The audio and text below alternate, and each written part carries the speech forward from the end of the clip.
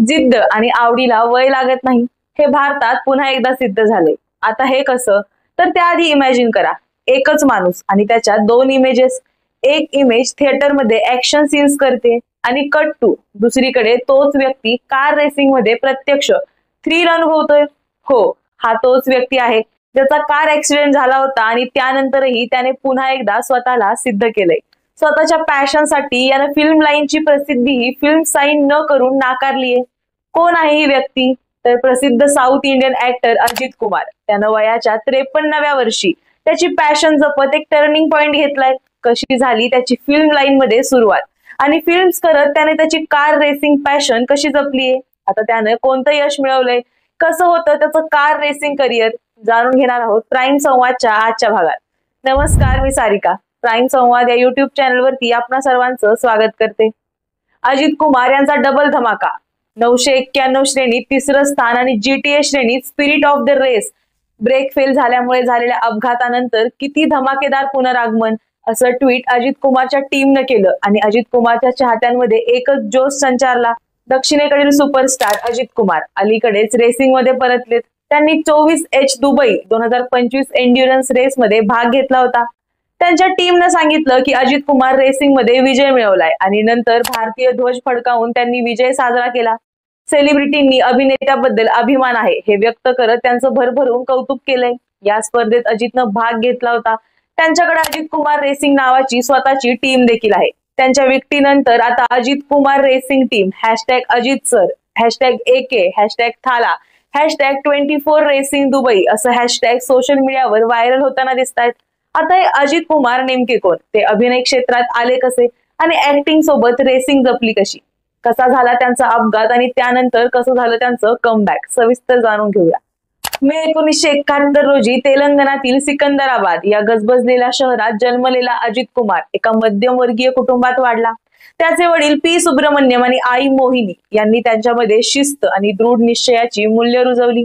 अजित कुमार, ज्याला त्याच्या चाहत्यांकडून थाला म्हणून म्हटलं जातं, हा एक प्रमुख दक्षिण भारतीय अभिनेता आणि व्यावसायिक कार रेसर आहे जो त्याच्या प्रचंड लोकप्रियता आणि ऑलराऊंडरनेस साठी ओळखला जातो. चित्रपट उद्योगात प्रवेश करण्यापूर्वी अजितनं मेकॅनिक म्हणून काम करण्यासह विविध करिअर्स ट्राय केली, ज्यामध्ये ऑटोमोबाईल आणि रेसिंग बद्दलची त्यांची आवड आणखी वाढली. त्याच्या सुरुवातीमुळे तो एक बेसिक आणि मेहनती व्यक्ती बनला. अजितनं 1993 मध्ये अमरावती या तमिळ चित्रपटातून त्याच्या अभिनय कारकिर्दीला सुरुवात केली.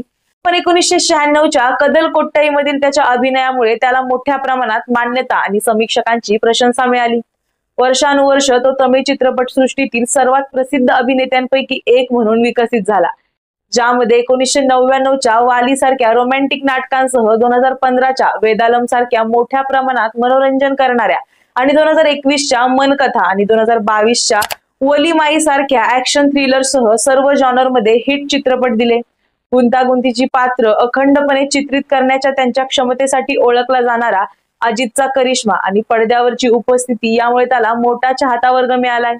सुपरस्टारडम असूनही अजित कमी प्रोफाईल ठेवतो. अनेकदा तो सोशल मीडिया पासून दूर राहताना दिसतो.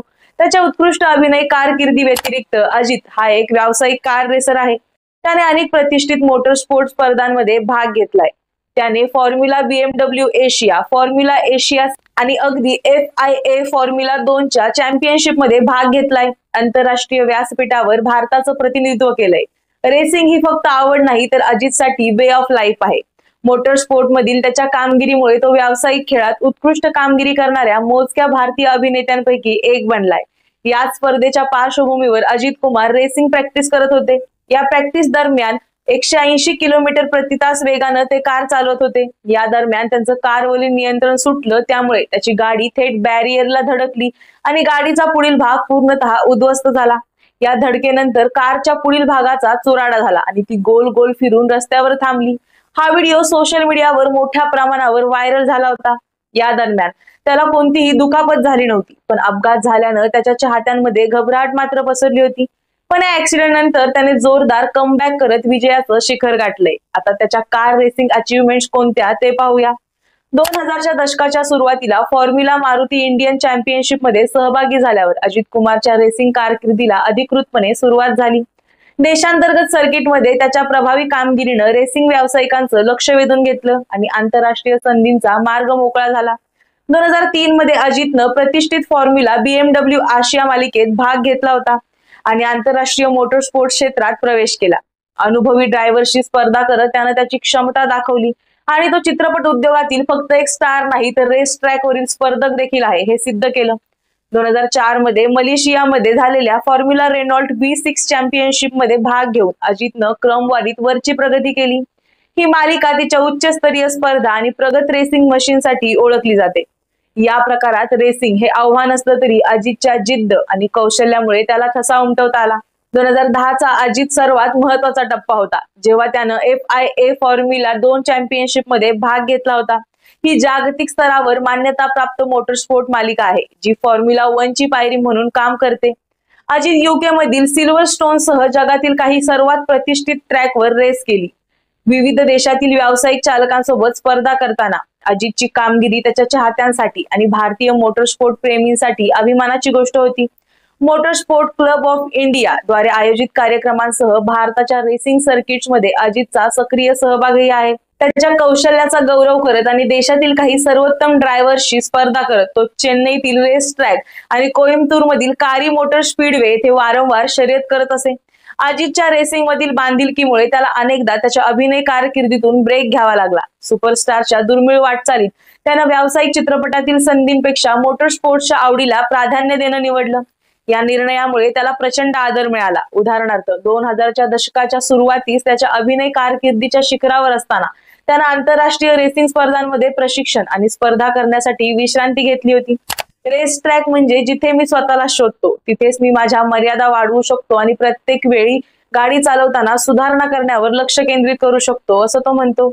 अजित कुमारची रेसिंग कारकीर्द त्याच्या एक्झॅक्टिव्हनेस आणि उत्कृष्टतेच्या अथक प्रयत्नांचा पुरावा आहे.